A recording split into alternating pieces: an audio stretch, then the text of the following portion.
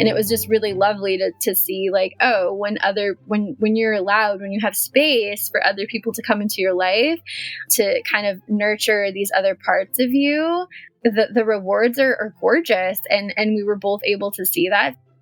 Welcome to Normalizing Non-Monogamy, the podcast where we interview incredible people from across the entire spectrum of non-monogamy to hear their fascinating stories. We strive to bring guests on the show who have a healthy approach to non-monogamy. However, it's important to remember that everyone does it a little bit differently, and the views and opinions expressed by our guests do not necessarily reflect our own. Additionally, we produce this show for entertainment purposes only. Please be aware that we aren't doctors or therapists. Consult a medical professional for anything regarding your health that you might learn about on the show. Enjoy! Well, welcome to episode 302. We're Finn and Emma, and today we talk with Bree. Bree has been married to her husband about 10 years, and they started talking about non-monogamy at the very beginning of their relationship and slowly building over time to today where they practice polyamory, and Bree has a boyfriend as well. We cover a lot of topics in this conversation and just so much. I have so much gratitude. We have so much gratitude to Bree for everything that she shared. Yeah, this is an amazing conversation, and a huge shout out and thank you to Bree for coming on, and also for the work that Bree does. Bree is an imagination coach and a sex and relationship coach, and we actually love the title of imagination coach, and she's going to talk a little bit more about what that means later on in the conversation. But trust us, you want to stick around for this conversation, and please head over to her website where you can learn more about her and her work. The website, the links are in our podcast player show notes, but it is bayleche.com. That is sort of her online persona, and we just wanted to make sure everybody found it. So again, links are in our podcast player show notes down below or on our website, normalizingnonmonogamy.com. Also wanted to have a little short disclaimer up front here about part of our conversation around her being an imagination coach and what that means. We kind of get into the weeds a little bit about some of Emma and I's travels and the power that sort of we experienced as we quit our jobs back in 2018 and went and did some backpacking and sort of rewrote the entire trajectory of our sort of careers and lives as we knew it. Yes. And as we're talking about that, I think it's mostly me, says a few things around how you think doing stuff like this is impossible until you do it. And then you wake up the day after you quit your job or your career, or you do some monumental shift in your life, and you realize you still wake up the next day and the day after and the day after, and that it maybe didn't end things the way you thought it would. What we wanted to acknowledge up front is that there's obviously some amount of privilege that goes into this. Emma and I were fortunate enough to have decent jobs for about a decade before we quit, and we had spent a lot of time saving money. And this is a whole different story about our path to being able to do what we did. But what we wanted to talk about a little bit up here was that, yes, there is some privilege there. We definitely acknowledge that. But we also traveled and saw people traveling in ways that don't take a whole lot of money. We saw people who basically had none and were traveling for free, and they would do anything they could to make a couple bucks to get to the next city, and then they would live in that city, and traveling in parts of the world where the cost of living is lower. And even Emma and I, as we traveled, we did a lot of volunteering and a lot of sort of work and trade for room and board to keep our costs down. So it's been a journey for us as well, figuring this out. And we just kind of wanted to touch on that up front so people didn't hear like, hey, just go quit your jobs. It's easy. No problem. Yeah. Everybody can do it. I think it's not that simple. No, it's definitely not that simple. And just the biggest thing we wanted to acknowledge is that there is privilege, and we are extremely grateful for the opportunities that we have had and created. Yeah. So with that, just again, thank you, Bree, for coming on, for doing the work you do. And we are excited to jump into the conversation right now for anybody who is a premium subscriber. And for the rest of you who are not, well, you get a little bit more of Emma and me. If you're not familiar with the premium subscription, it's a way to skip these announcements up front. We say that every week. You still get important dates in the outro, however, so don't worry. To sign up for the premium subscription, go to our website, normalizingnonmonogamy.com, scroll down on the homepage, and you'll find links there. And while you're there on our website, you're going to want to click on that community tab at the top. That's one of the best tabs on the internet. Yeah. As voted by J.D. Power and Associates. made that last part up. No kidding. But the first part, it is one of the best tabs on the internet. It is. Because it takes you to the page where you learn more about our virtual community that we rave about every week. We've got close to 300 people in the community who show up every day to love and care for and support one another as we all figure out what relationships are. I think that's it's a lot more. Yeah. Yeah. It's just a lot more than just like, there's non-monogamy, that's a piece of it, but it's also life and relationships and everything else in life too. So the answers are in our community. Yeah. And it's $5 a month to join. You get a monthly Q&A. You get a men's group. You get a women's group. You get ongoing daily chat and community support. And you have the opportunity to also join our sort of more in-depth, more intense weekly peer support groups. More intimate. Our weekly support groups. Yes, we have a men's weekly support group. We also have a women's weekly support group. We're working on launching more, so stay tuned. We would love for you to go to our website, though, and click on under the community tab. You can find the tab for the weekly groups. Find all of the information there. And if you're interested in joining, we would love to have you fill out the application there so that we can learn more about you and gauge interest as we add more. Yeah, and to be clear, you filling out that form lets us know that you're interested so we can start putting together the additional cohorts for the men's, for another women's, and we're doing a gender inclusive group that we're working to fill up right now. So we would love for you to let us know that you're interested. Yes. Last but not least, the last thing we want to tell you about is our favorite affiliate partner of the podcast.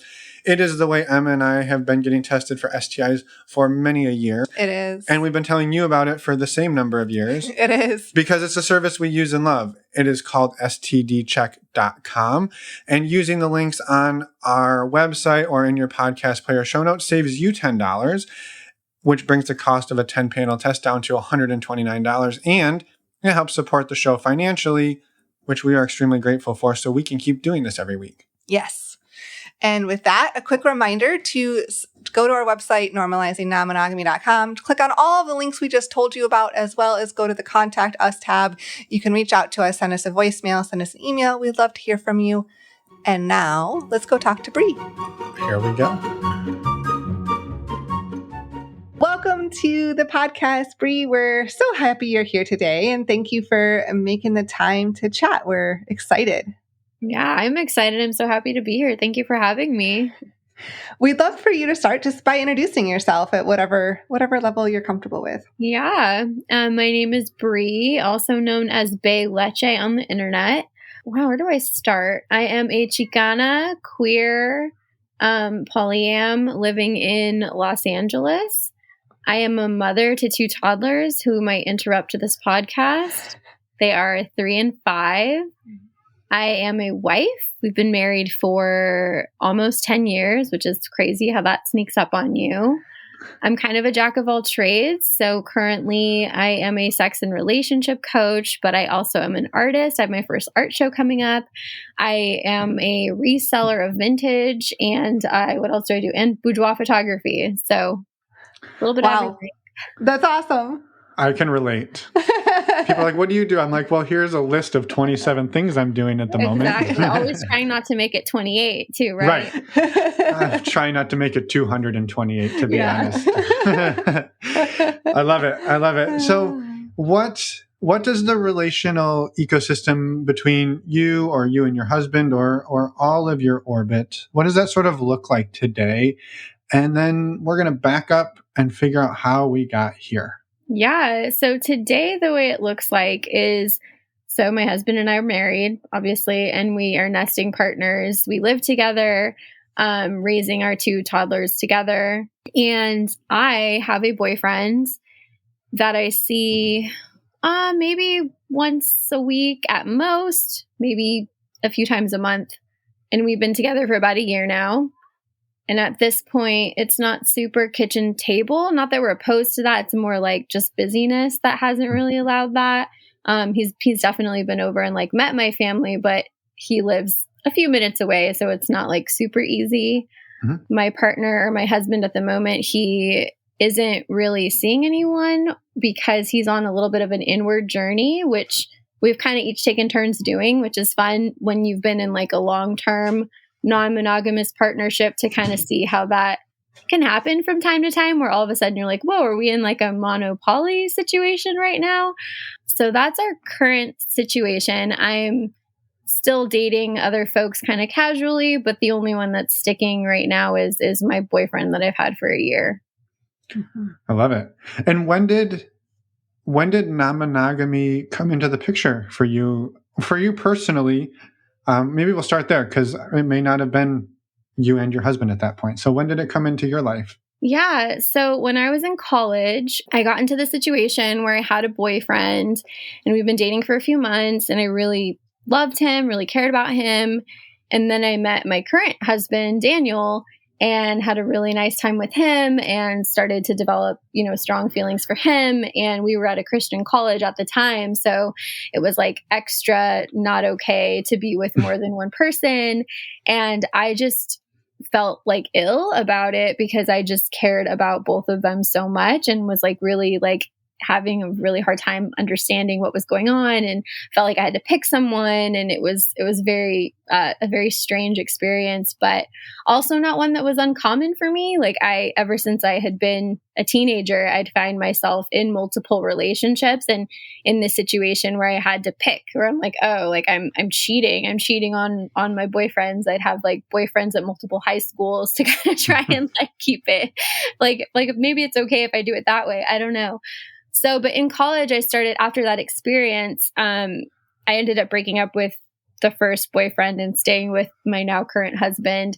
But I started having very real conversations with him of just like, and thinking to myself, like, there has to be, I'm not the only person that's felt this way. Like that can't be the case. And so I started Googling. This is back in like, when was this? I don't know, 2014, 2010. I don't know, bad with time. And so polyamory wasn't like as hot of a thing or as a word as it is now, but information existed on the internet. So I'm on my Google search and I'm like, oh my gosh, like this is me. Like this is me. And that was really affirming. And from there, I shared that with Daniel and I was like, this is what I am, I think. And then, in his college idealism, he's like, yeah, let's do it. And so that's kind of the start, formally, informally, kind of forever, but yeah. It was kind of like close to the beginning of your relationship, though. For what it sounds like. it was at the beginning, really, and so we kind of say that we started off non-monogamous because even though we weren't practicing non-monogamy right off the bat, it was something that was a possibility for us because I had articulated that it was something that was important to me and felt like it was who I am. So it took a while for either of us to like really start seeing somebody else because we were really deep in new relationship energy. We were in our early 20s. There's a lot going on at that time. But yeah, I guess that was the start of it for us. Yeah, I love that. And I'm curious then it sounded like there was gung-ho enthusiasm from both of you to jump in and try this, but at that point it was all theory. Mm-hmm. Other than it sounds like you had sort of done the multiple people at multiple high schools route, but this was sort of the first time you're going to try to do it. I don't know, on the up and up, and there was enthusiasm. But how did you start to actually roll it out to actually make it happen for the first time? Yeah. So I was in the service industry. And I don't know if either of you have worked like as a server, as a waitress, as a bartender, but it's like a highly sexual environment. It's a very fun place to work. Everyone's just kind of walking around turned on all the time. It's very fun. And so I had some interest in coworkers and there's also alcohol around. So, and I'm in my early 20s. So I think it was really nice that we were able to start with like really small bites. Like our nervous systems were able to like work up to like, okay, how does this feel? How does this feel? And it started out with mostly me like making out with other coworkers after work. And like, we would be able to debrief that afterwards and kind of talk about how that felt. And, it took a while, I think, for us to like actually truly be interested, like really interested in people beyond like playfulness or like flings. it wasn't until I want to say maybe 5 years into our relationship that I really like met somebody that I was interested in pursuing something a little more substantial with. And it was a much older person that I met as a bartender. So there was like a few factors there that felt new and complicated, but it was very fun and messy, as you, I'm sure you know, and from your own experiences and from many people's experiences from the podcast. It was messy, but yeah, I'll let you guys ask. Well, and throughout this time, like so you said it was like a handful of years in there that, you know, you flirted with people and make out with people, to like go through that and work through that with your husband. And was he doing the same?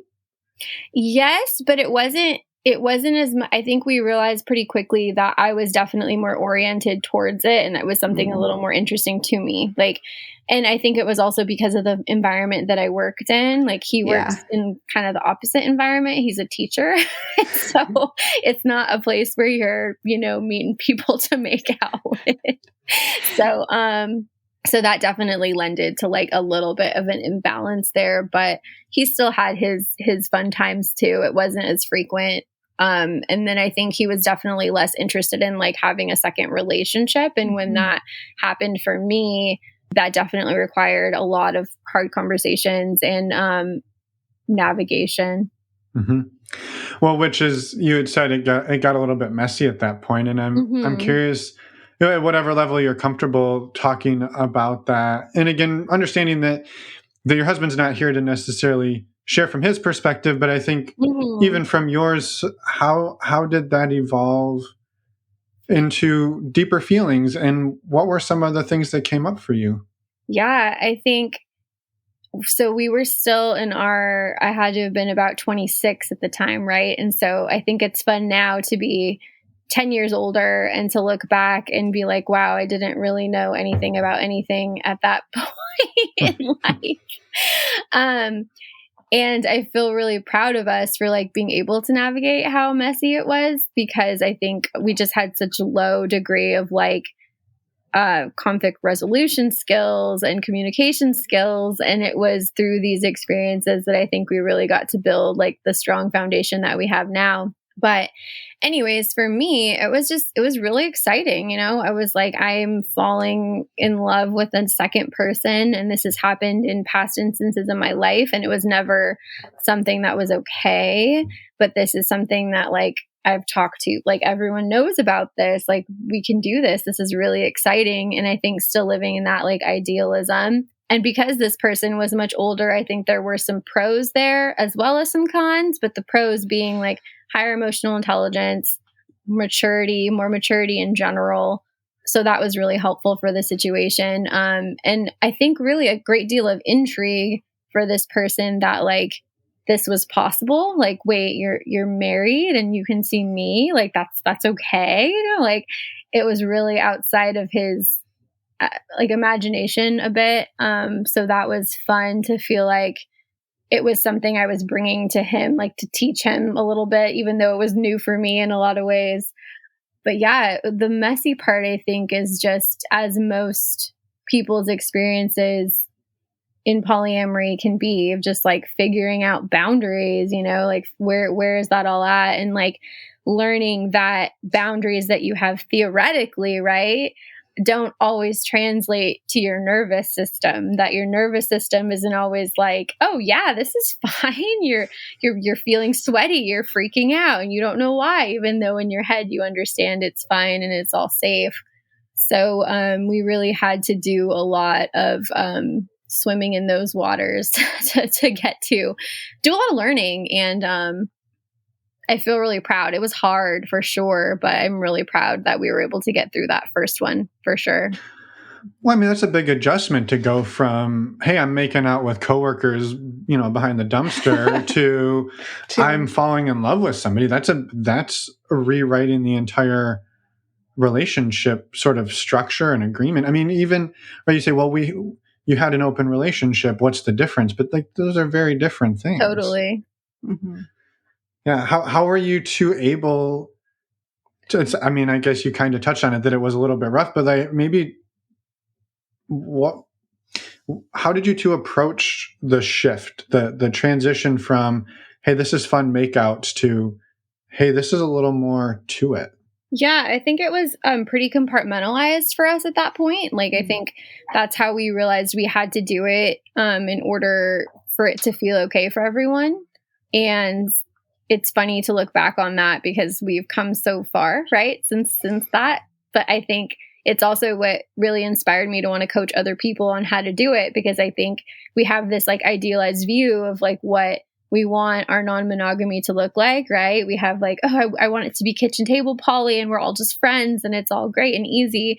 But like, there's lots of steps to get there, right? And I think that especially folks that are newer to it, they're trying to push themselves all the way to that, when really it's okay to have like these kind of stepping stones of like, I actually have to do it this way before I can do it that way. And I didn't know that's what was happening at the time, but that's what was happening. We needed to keep it separate in order to be able to do it, right? In order to prepare our nervous systems to be like, oh, this is okay. We're okay. You're in this other relationship and we're okay, right? Yeah. And that went on for about a year. So it wasn't too long. But it was enough to gain some more wisdom and understanding about how we wanted to do it like the next time around, right?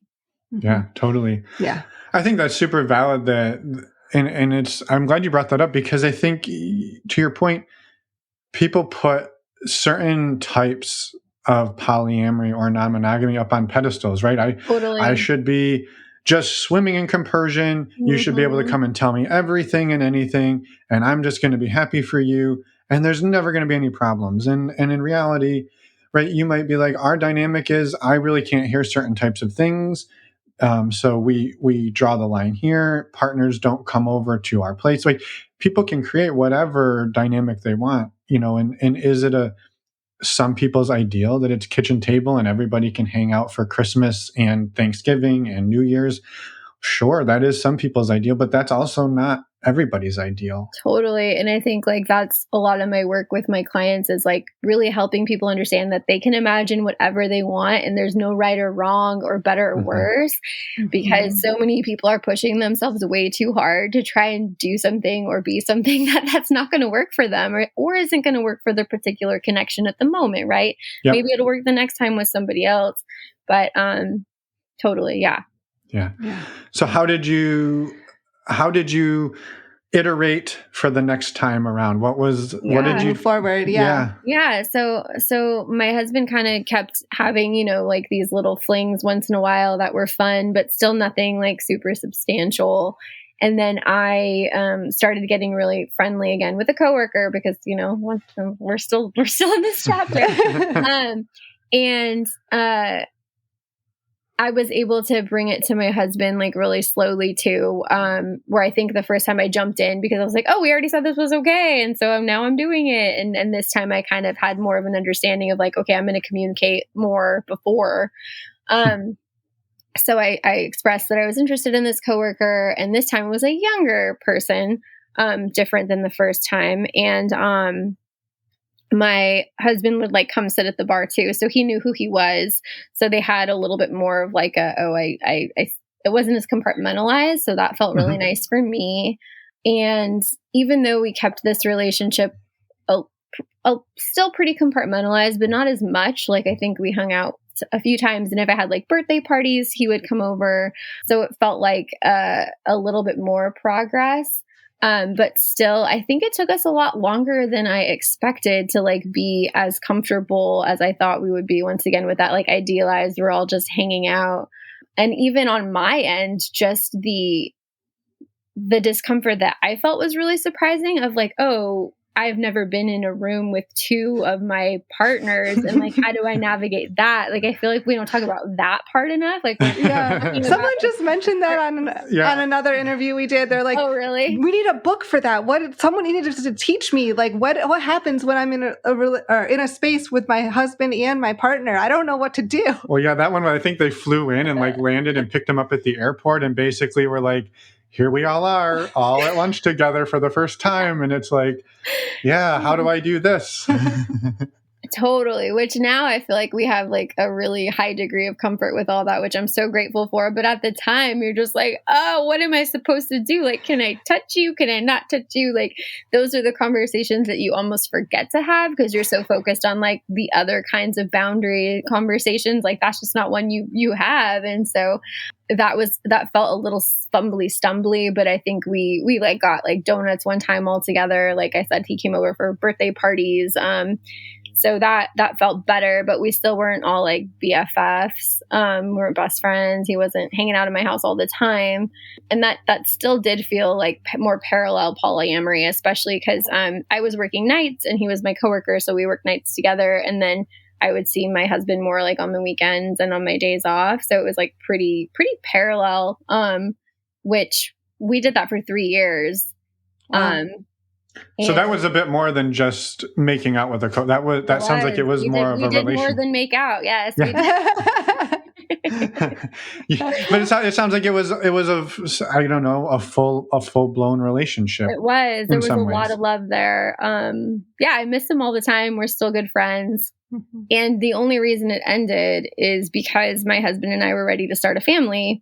We wanted to have a baby, and I switch things up with my boyfriend a little bit just to ensure paternity. And I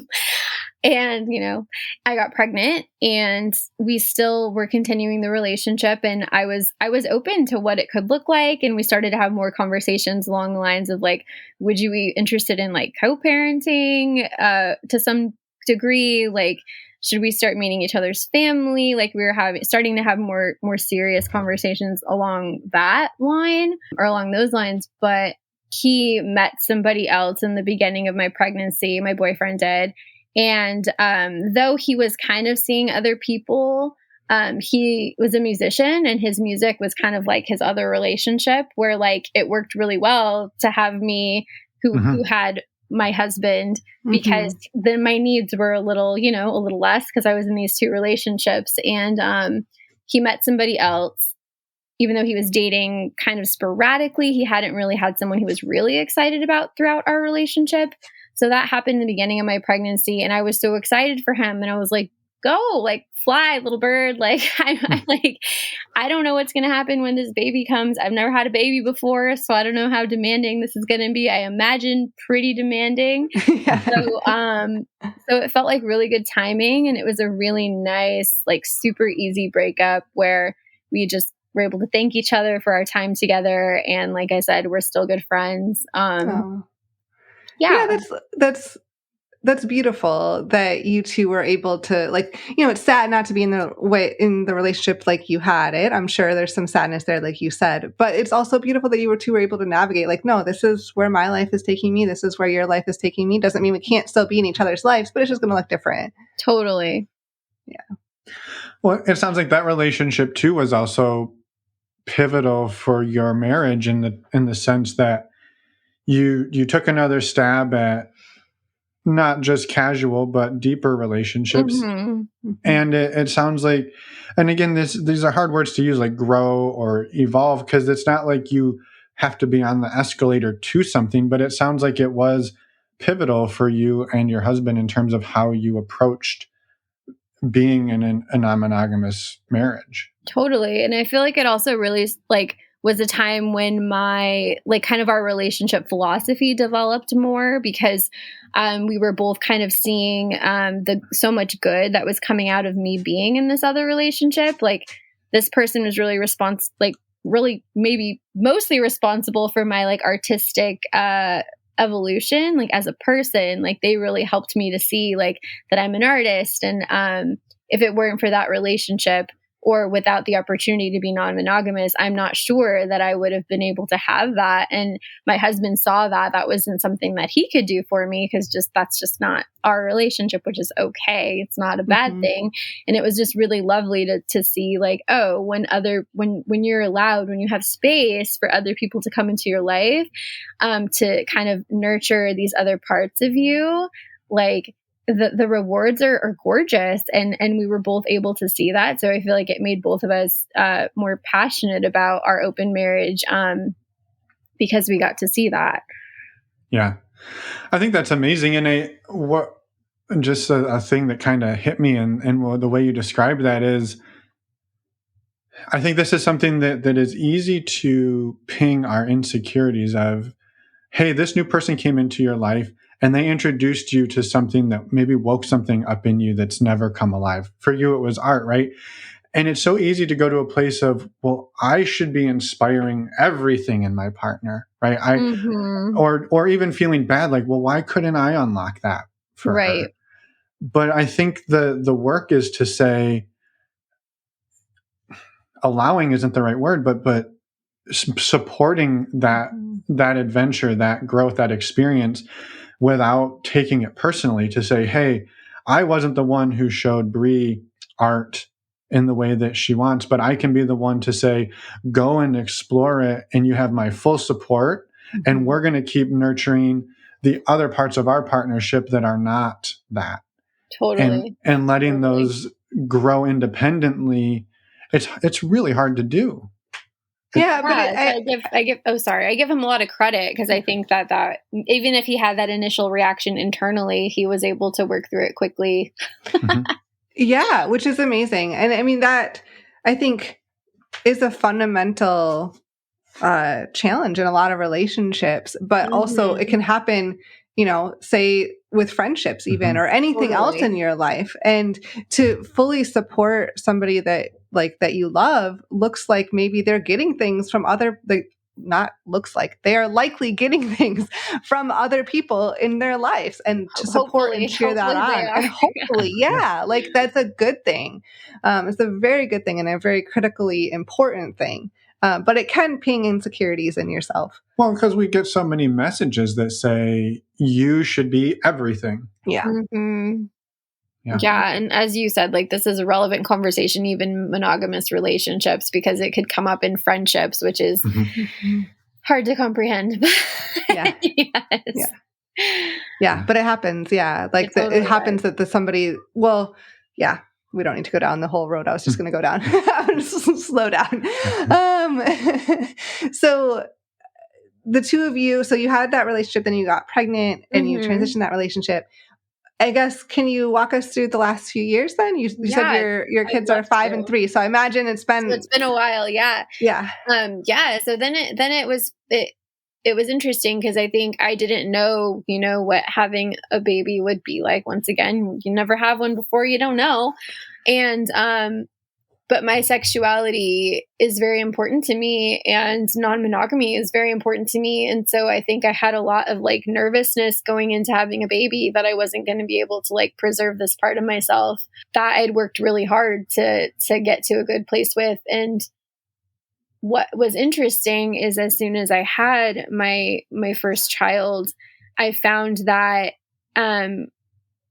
so the hormones that happen just make it so you're real focused on your baby, right? And I think that I was really pleasantly surprised at how much I enjoyed being with my baby, and how but I also felt really, really secure in the fact that I can return to non-monogamy when I was ready, that it wasn't going anywhere. I wasn't in a rush, and that felt really nice. I did still sporadically see some comets that I kind of had in my life, but I have this really fun memory that I like to share of the first time I went out after I had my baby. I think he was 4 or 5 months old, and I was I have to try, I gotta push myself a little bit, I gotta go. And I was out for just a few hours, had dinner, went back to my friend's place, and we were laying around, and I was just I'm so sorry, I have to go home. I need to go home with my baby. And he was yeah, that's totally fine. And I was yeah, here I go. But it was really surprising to me that I didn't want to I don't know, get sexy and hang out longer. I was just really, that the hormones were you need to be with your baby. Where's your baby? And so that experience was really good for me, though, because I think I was oh, okay, this is where I need to be. And once again, non-monogamy is not going anywhere. It'll be fine. Then I got pregnant again. My babies are close together. And during this pregnancy is actually when I started becoming interested in kink. because my libido shot up like a ton. And so I met someone who introduced me to kink during this pregnancy. And this was actually the first time that I got really comfortable with the idea of like casual sex. Because I think for so long I had been really, even though I had been seeing multiple people, I really preferred like there to be more of an emotional connection.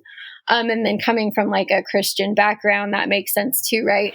So I think it was the first time that I was navigating like more casual situations and really figuring that out for myself of like, whoa, what does this look like? And at the same time, it's when my husband kind of started on that journey on his own, even though he kind of had like these little dates here and there. Like it was the first time he was like, okay, I really want to figure this out for myself. And during this period of time, so up until maybe like a year ago, he was the one that was more actively dating. He was the one that was out a lot, and I'd just be home with the babies, like chilling. I'm like, you go do your thing. And I think since then he's been in maybe three more substantial relationships.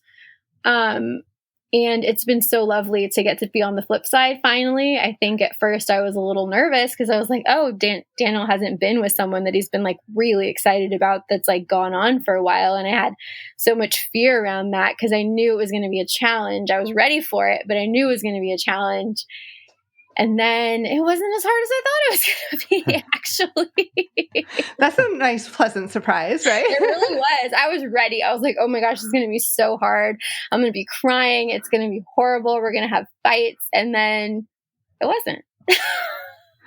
Well, because at that point you were still kind of home, and not that you were just stuck at home with the baby, but you were sort of still in that coming out of pregnancy, probably a lot of those same hormones. Yeah. It sounds like you were doing some more casual exploration of casual and kink dynamics, but you weren't going down the relationship route as much. Right. And it was something that was a nice shift for me to realize that that's how I wanted my non-monogamy to look in that season. I was like, I'm not looking for another relationship right now because I'm swimming in oxytocin all day. And I'm also exhausted because I have 2 babies, not just one, but 2, because I'm crazy and we didn't mean to do that, but we did, and it's fine. But it felt really nice to like, I think experience a different type of non-monogamy, a different style. And then B, to like feel really confident in what I wanted and like how to express that to people that I was seeing. Yeah. That's awesome. And that leads us, I guess, till today. And so like, what was your journey once you had the 2 kids and up until the last few years? Yeah. So I've really been enjoying exploring like my kinky self, and I'm definitely an experimentalist. So like, I want to just try everything once, but there's lots to try. So I feel like I've just been really focused on like new experiences, and kink for me is actually more playful than it is sexual. Like there's definitely a sexual element, but it's not about sex for me. It's about play. So I enjoy the intimacy that kinky spaces can provide that aren't always sexual. So I've been really enjoying a variety of connections with all different kinds of folks to explore all of those things. I'm also really interested in exploring my queerness lately. So though I haven't been dating a ton of women or non-binary folk, I want to be. So that's a part of my journey right now. But I'm really focused right now on actually like my vocation, which I think, interestingly enough, is coaching other folks on how to enjoy alternative relationship structures, because there's so many ways that you can have relationships with other people. And I'm just really passionate because of my experiences on helping folks to navigate like, okay, well, what does non-monogamy look like for me? I can't do kitchen table poly. I don't feel compersion. I don't want just 2 partners. I only want 2 partners. Like just helping them know that like, there's no limit to like what your particular relationships could look like, non-monogamous or monogamous. I'm just really interested in helping folks queer all of their ideas and deconstruct all the binaries around relationships, right? But anyways, I've been really focused on my vocation for the first time in my life, because I was bartending, didn't really know what I wanted to be doing for work. And then I became a mom, and that is all encompassing. So now I'm finding that like my vocational pursuits take up a lot of time and energy, which I'm really enjoying. So non-monogamy has taken a little bit of a back seat. I mean, I'm still on dating apps. I'm still open to meeting new people. I'm always excited when attraction happens in real life, because I feel like that's rare these days, unfortunately. And I'm enjoying the relationship with my boyfriend, that it fits really perfectly with everything else. We've gotten into a really lovely groove. He has other partners as well. So I think that really, like, for a while I was dating people where I was kind of like their only other partner. And I think I knew going into new relationships now that could not be the case, because of all the things that I have going on. I can only date people who are already dating other people, because otherwise it's too much pressure on my relationship. So I think it feels good to feel really clear, right, about like the types of people that I can and can't be in relationship with. Yeah, totally. I think that makes a lot of sense. I mean, it's good to know your own bandwidth and like this is what how I can show up in a relationship right now. Maybe that'll change in the future. I don't know, but this is where I'm at right now, and recognizing to like how important it is to put that out there and find people where that meshes. Yeah. And I think I'm really enjoying also like the fluidity of my own desires in relationships too, right? And like my husband's own desires in his relationships, and how those are always changing. And I think we're very excited for the future too, when we have more space to see like what kind of other people and relationships come into our lives. Like, we're open to, we were actually doing like communal living up until last week. Our like commune mates moved out. But even though those relationships weren't sexual, they were very intimate. And I think like, even though I don't count those as like polyamorous, like in a lot of ways, upon further reflection, this just shifted. They just moved out Saturday, but like now looking back at it, it's been really fun to actually realize like, oh, whoa, they were also like two other partners that we had. We just didn't think of it that way because it wasn't sexual nor romantic. And that's not really fair to folks who like are asexual or are aromantic, right? Who are in these other relationships. Once again, talking about like queering everything and getting rid of all of these binaries. Like, I think, we're very open to more intimacy with other folks, kind of the way that we just had it. We don't know what it's going to look like in the future. And I think that's really fun and exciting, just as parenting demands shift, as our jobs shift, as who we are shifts. There's so many pieces. And I think I'm just mostly grateful for our openness to whatever those versions are going to be, right? Mm-hmm. Mm-hmm. Yeah, I love that. And I think that what you kind of just touched on there is a comment I was going to make of a theme that I've sort of picked up on in your journey by yourself or individually, but also with your husband, is you two don't seem to force things. No. You sort of let them, okay, this is a thing, it's happening. How do we navigate it? What does it look like? Where do we go? Okay, that season has passed. There's a new season upon us.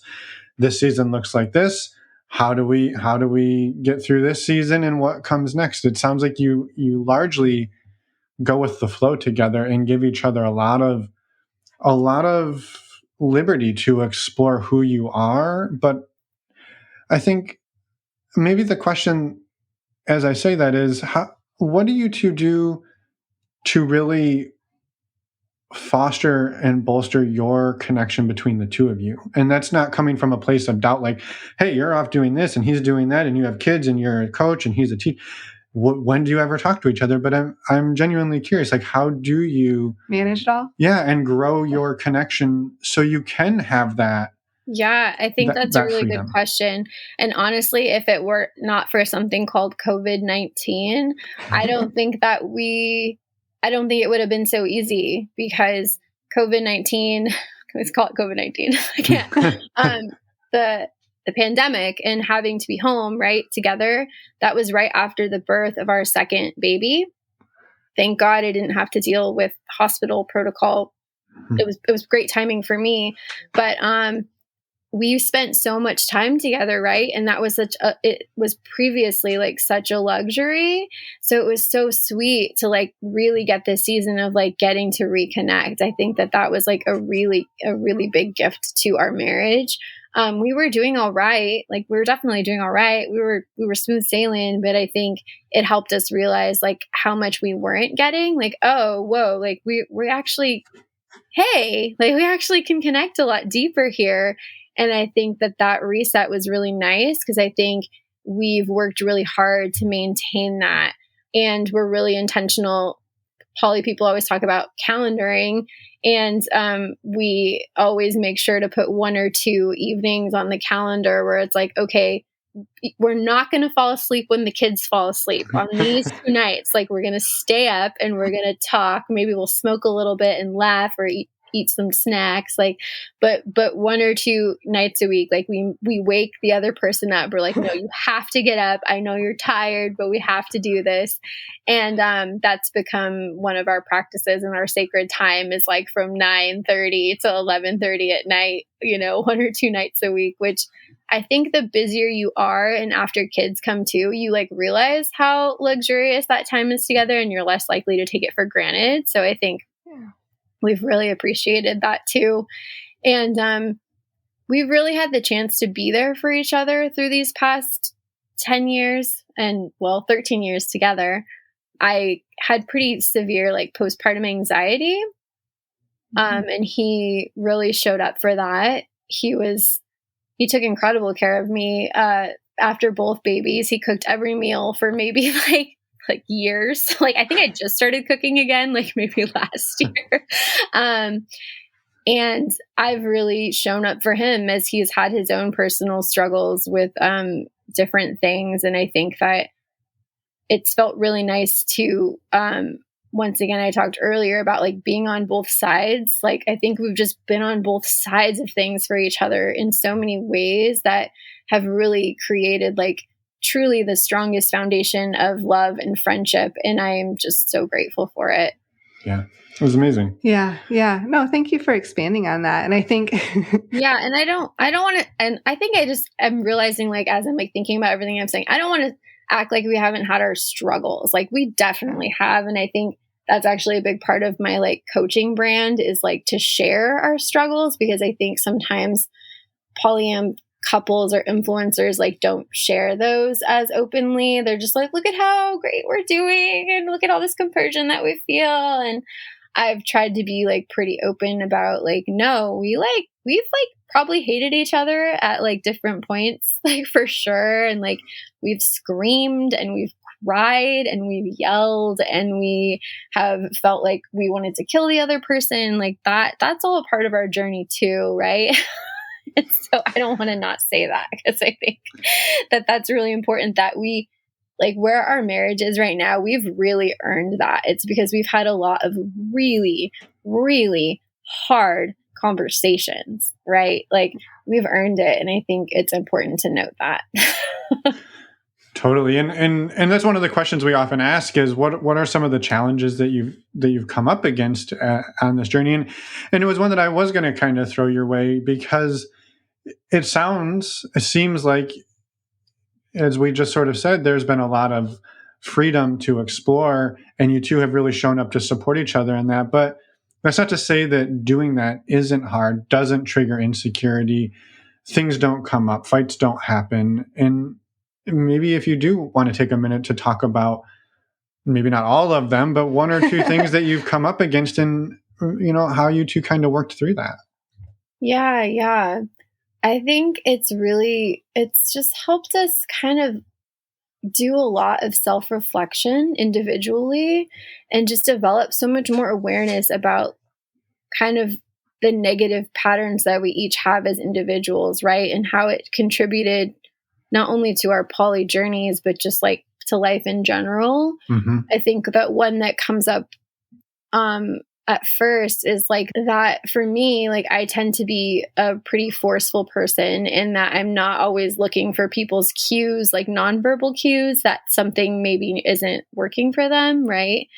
And so that was a big struggle for us, I think, was like he struggled to find like his voice and to like say like, actually, this isn't working for me. He felt like he was saying it with his body a lot, or like with his lack of enthusiasm. And I wasn't picking up on that. So I think that that's the first thing that come to mind that I think like took a long time for us to figure out is for him to like not appease, right? Not to feel like he had to say yes to things because I was so certain about them. Or he's just kind of slower to like realize where he's at. Like, and I think I had to develop a lot of patience with that, because I'm just someone who, when I know, and I'm like, yes, I'm sure this is it. And he's someone that needs like time to like chew on things, think about things. So I think we just really had to find like that middle ground of like my need to like hit the gas and like his need to pump the brakes. It's like learning how to drive something. I don't know. There's an analogy there, I'm sure. But I feel like that was one of the biggest ones. It was just like finding that pace that worked for everyone. Yeah, I think that's probably the biggest one. Yeah. We've never experienced that, but I could imagine. Not at all. I could imagine that's uncomfortable at times. It can be very hard. Yeah. And, so often in relationships, opposite personalities attract, or like, I don't like two people, you get them together in a relationship, they very likely don't handle things in the same way or don't like, that's just more than likely that's how it is. And so trying to navigate and learn, you have to learn more about yourself first of all, and then be able to communicate that and work together with a partner. It's a journey. And it's one that oftentimes as kids and adolescents, we're not taught that. So oh yeah, we aren't taught anything, which once again, a part of my vocational journey is like, why aren't we learning how to have relationships in high school? Why aren't we learning how to communicate in high school? Why aren't we learning what boundaries and consent is in high school? Why aren't we learning like there's so many things that you have to learn in relationships as adults that like if you just learned how to do it when you were like 15 or 16 like would save a lot of trauma. So and pain. Yeah. So yeah, a lot of our journey, I think, in our marriage has just been like really healing, a lot of like, I still love you, even though that shitty thing happened. Like, I feel like that's been our marriage a lot, is just loving each other for all the pieces. And like, even though we've both been shitty to each other, and like, I think that's why we're in such a good place now, is because we both kept showing up and kept being like, yeah, that was really shitty, but I still love you. Yeah. Can relate to that. Yeah. I'm curious, how open with other people in your life are you about your relationship dynamic? Like with family and friends? Mm-hmm. Yeah, I love this question. So with friends, I feel like we've been pretty cozy with it for a while. And with family, so I'm Mexican American, and big family, and I don't know, I just really I'm kind of the black sheep, and I feel like I've had a lot of like nervousness about like getting kicked out of the tribe, I'm just like, no. And so for me, it took a long time for me to feel comfortable being open with, I was open with my siblings pretty off the bat because we're very close. But with my parents, I told my dad probably like 5 years ago. So we'd been doing it for a while.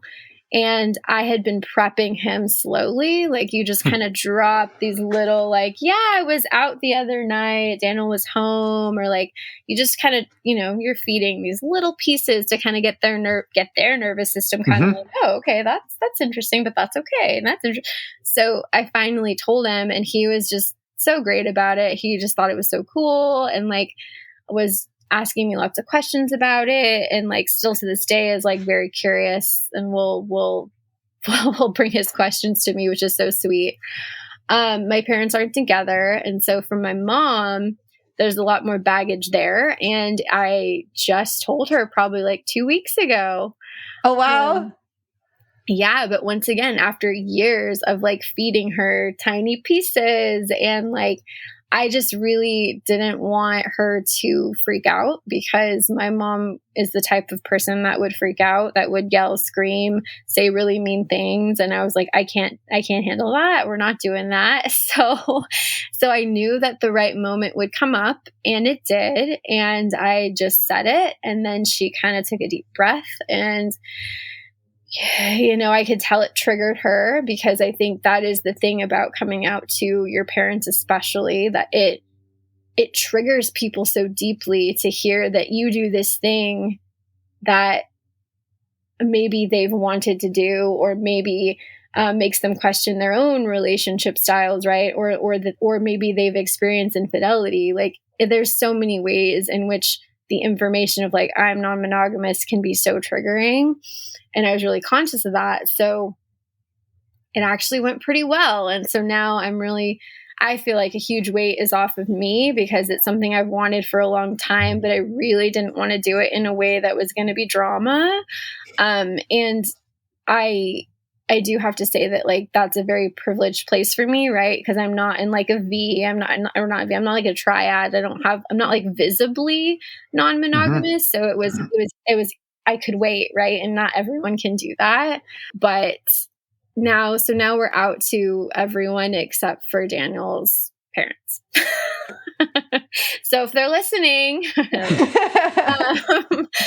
and that's because they are pretty deeply religious, and I know we'll do it eventually. Once again, I feel like the waiting has been really nice, just to know when the right time is, and that'll happen. But it hasn't yet. Mm-hmm. Yeah. I'm curious how you knew with your mom that it was the right time. Yeah, I like that question. I feel like I've been working really hard on our relationship in general, right? Like, I think I just kind of knew that where we were at wasn't conducive for that kind of information. So we've worked really hard on both ends on our relationship. I've brought like really hard things to her, and she's brought hard things to me. We've done a lot of repair, because I think most teenagers aren't very kind to their parents. And so I was really excited to do a lot of repair with her around that, of like, hey, I'm really sorry for the way that those things I said, or the way that I treated you. And she's been able to do that with me too. So I think after doing a lot of that repair, we've been able to deepen our relationship, become increasingly vulnerable with each other. And I could feel like, okay, there's enough here now where we can talk through this other hard thing. And I've also like brought hard things to her, and kind of have gotten practice with how that goes. So it felt like the right time, felt like she could handle it. Mm-hmm. Yeah, which I think is a metaphor or analogous to opening your partnership, or anything around this. Any hard information is that there's often a moment you're sort of maybe building to, but there's a whole lot of foundation work that gets laid. And often when we're talking to people who are opening their partnership, there's a big difference between the people who have maybe trickled the idea in, then they put it away, then it came back, then they put it away, and they've been building up a foundation of, could we do this? Yeah, it's been on their minds for a while. Let's tiptoe in, versus well, here we are, we're doing it right now today. And not that both aren't valid and both can't work, but one is a little bit softer of an entry. And I think it's very similar to what you've done in that partner, in the relationship with your mom, is you build the foundation, you do the repair work up front, so you don't have even more repair work to do when you drop that big piece of information. So I appreciate you sharing that, because I think it's super valuable. Yeah. Thank you. And once again, like I really enjoy helping other folks navigate all this other stuff, because I think it's challenging. It's really challenging. And I don't think there's a right way and a wrong way, but there's helpful tips. Right. There are better ways. There are strategies. So I think, yeah. Yeah. For sure. Well, I think maybe it's a great spot to... I was just going to segue. You do it then. Yeah. You do it. And then I have a few other questions, okay. But go for it. No, I was just going to say the same thing Finn was about to say, is around, like, this is a great segue into talking about your coaching work. If you don't mind letting people know what your work is and where people can find you. Yeah. So I do call myself an imagination coach because I don't only work with folks on their sexualities and their relationships, but really just in any facet of your life that you're just feeling kind of stuck and wanting to bring more imagination to how you're doing things, how you're approaching your friendships, your career, your just day to day, or how to bring more pleasure into your life. Because it's something I'm really passionate about, is like, how do we live our lives in a way that's authentic to us, not operating on the shoulds based on our gender or et cetera, what our family expects. But mostly I work with folks who are interested in non-monogamy or exploring their sexualities. I do one-on-one coaching sessions that are really casual. We're just talking kind of like this, and I help develop a little plan to help folks reach their goals.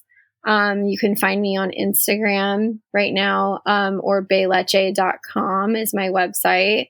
But Instagram, there's a really annoying underscore after Beleche because Instagram has deleted my account a few times. They don't like me. So. Well, we'll make sure there are links in the show notes, so Yeah, you don't have to memorize any of these links for sure. I love it. I'm curious, Bree, what was your journey of coming into coaching? Did you go through like some different programs, or how did you sort of arrive at imagination coach? Because I love that approach, because relationships are one facet of our lives, but when you start, and I've noticed this for myself, when you start to break and bend the norms in one area, you look around and you go, well, that whole career thing's kind of a bullshit thing too. And there's, oh my God, look at that other, like there's all of these norms that we build up. And when you tear one down and you don't collapse into a puddle and evaporate, you realize you can break the norms everywhere. Exactly. I love that you just framed it that way, because that's exactly it. And I think that is a lot of people's journeys, actually, who are non-monogamous, is they do that first, right? Maybe in every other aspect of their life, they're doing things, the more cookie cutter way. And then they break that piece down and they're like you said, looking around like, wait a second. And I love that. Thank you. For me, it came from, work has never appealed to me. I've never been like, I want to work. I want to be a doctor. I want to be a lawyer. Like, I've never been that person, right? And it's always been very frustrating in a world that really values work and what you do for work and what do you do for work. And so I think in my individual journey, going to college, leaving college, not wanting to use my degree, which is in global studies and urban development is what it's called. I was like, I don't want to do that. I don't want to go get paid $15 an hour. I don't know. And so I bartended for so long, and like, I really loved it, but still that piece was very like nebulous. I'm like, I don't know what my vocation is going to look like. And that was very hard for me. And I think I started the process of letting go, though, of like, wait, who am I outside of that? Like, who is Bree? Who's Brianna? Who's Beleche? Like, who is this person?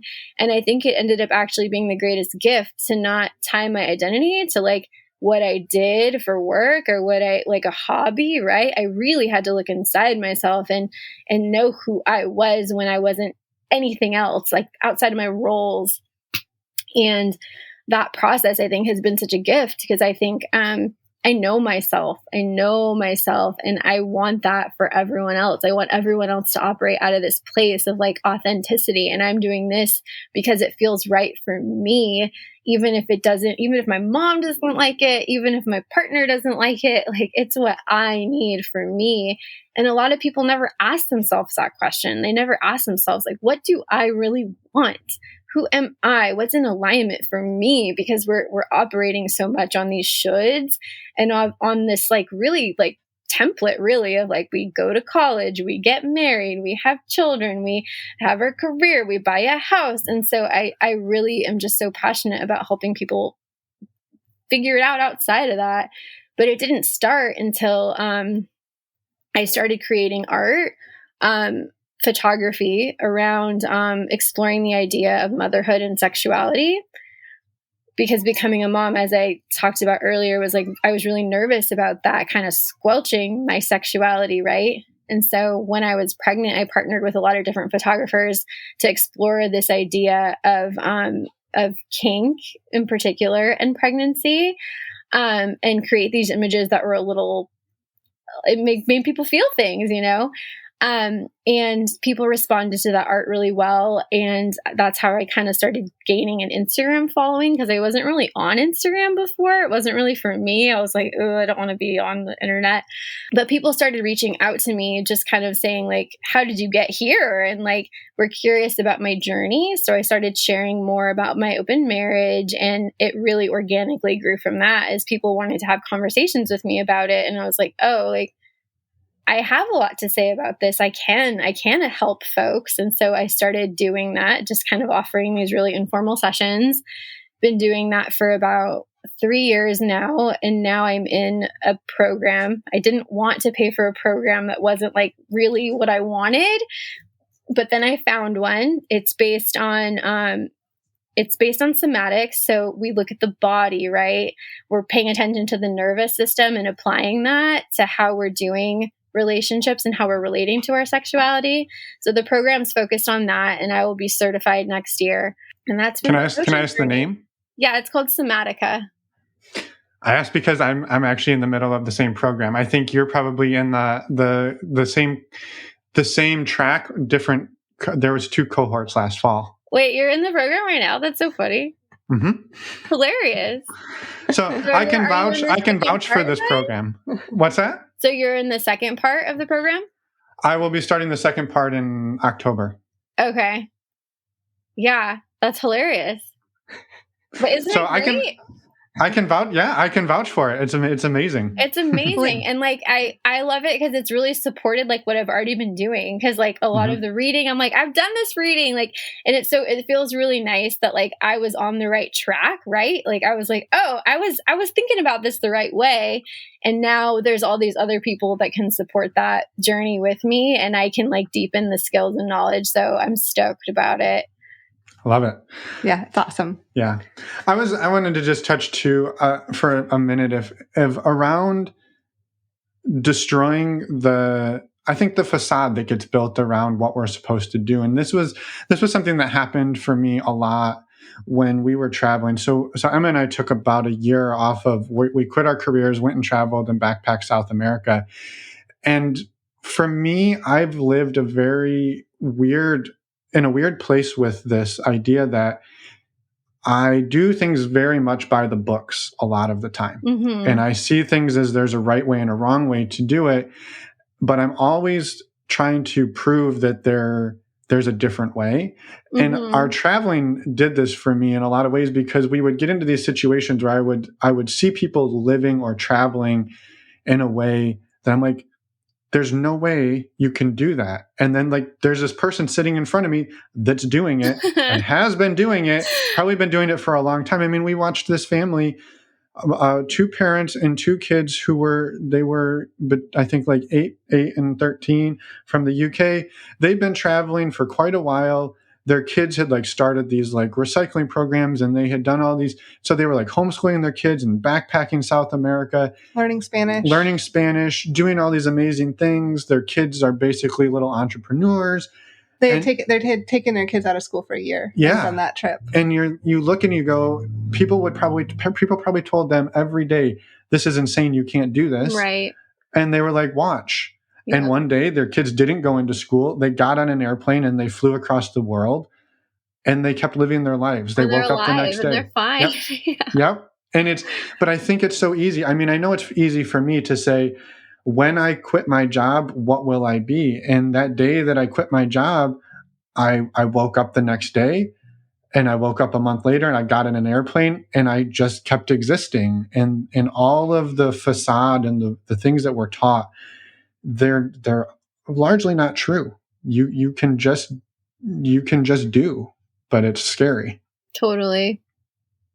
Was there a question in there? Nope. It was just a diatribe about my experience of tearing these down. Yeah, the relating to very much, so much of what you said, Bree, is relatable. Just like Finn said, figuring like that internal question of who am I without these labels, without these roles, because labels are a great starting point for a conversation, but they're really not, beyond that, they can mean so many different things to different people. If you ask someone what they're like, who they are, they're like, oh, I'm a writer. Well, that could mean a lot of different things to a lot of different people. Yeah. You write children's books, you write erotica. You write yeah. Are you like, is that your full time? Yeah. Like, have you done that most of your life? It's like, is that a hobby? And it doesn't matter. They can describe what that is to them. But, I think culture is shifting slowly, and more and more people are discovering about themselves, so they can question that. They don't have to be as tied to their occupation unless they want to. There's nothing wrong with that either. Well, I think it parallels really strongly to relationships, right? There's the mindset, right? That rewinding all the way back to the beginning for you and your husband would be, hey, I'm going to make out with this person at work, right? And the thinking often, I think, is, well, if that happens, you just blew up your life. You blew up your relationship. How could my girlfriend ever go to work, make out with somebody, and come back home? But you did it. And then you did it again, and you did it again. And you have these experiences that disprove all of the narratives that we're taught. And at a certain point, they just sort of become your new norm at somewhere along the way. And I don't know when it even happens for us, right? But we now live in a world where this is normal. You saying these things, but they don't even bother me. They're so ingrained. But I know for much of our culture and our society, these things are still super shocking. Yeah. Right. To hear that, oh, Bree went and made out with somebody and her husband was okay with it, and they just kept on keeping on. My problem is I forget that. Like, I think especially with social media, like you get really like in these bubbles and you forget. Like, I forget all the time. Like, I'm like, wait, this is actually like shocking to people sometimes. Like, oh shoot, I gotta pull back because I don't remember that people are like, what? Like, oh, even in LA, like, even though it's like so common here, it's also very shocking for a lot of people. I forget. Yeah, totally. Wow. Is there anything else, Bree, that we haven't touched on that you wanted to get out there today? No, I think we did a good job. I agree. Yeah. This is a wonderful conversation. Thank you so much for your time and the work that you do and the intentionality behind it all as well. Thank you. Yeah, thank you, and have a wonderful afternoon. You too. And we're back. Totally in sync. Nailed it. Bye. No. Thank you. That was an in sync joke. Yeah. Emma, did you know? I did. I figured that out. I think most people got it. I think so too. Anyway. Thank you, Bree, for everything that you shared, for coming on today. We loved our conversation, and we're excited to promote your work and send more people your way. So a reminder, go to our website, normalizingnonmonogamy.com, click on the top podcast tab. You can see the show notes there and find links to all of Bree's work. Anything else? I'm still stuck on my in sync joke. You're going to keep it going, aren't you? No, I'm going to try to let it go. Which is a different song. Oh, no. Anyway, a quick reminder, also on our website, you can find links for the community as well as the weekly groups that are a part of the community. You can also find links to stdcheck.com. And I think that's all for today. But next week, yes, don't worry, we're coming back next week. We are. We've got an interview with Casey, who is actually amazing. Yeah. I don't know why I said actually like I was surprised. She's a porn actress and producer and advocate and all of the things, and does incredible work on the platforms with Erica Lust, who many of you probably know as sort of a feminist, as a feminist porn producer. And we're super excited about the conversation. It is fantastic. She's also non-monogamous. That's why we're talking to her. So anyway, come back next week and listen to our conversation with Casey. And until then, have a wonderful weekend. Get yourself an STD check test. Yes. That's the perfect thing to do on this Wednesday afternoon. Assuming it's Wednesday afternoon that they're listening. It's also great on a Thursday. It's pretty good on a Friday. Saturdays are fantastic. Okay. We don't need to go through all days of the week. So what you're saying is bye. Bye, everyone. Thanks for listening.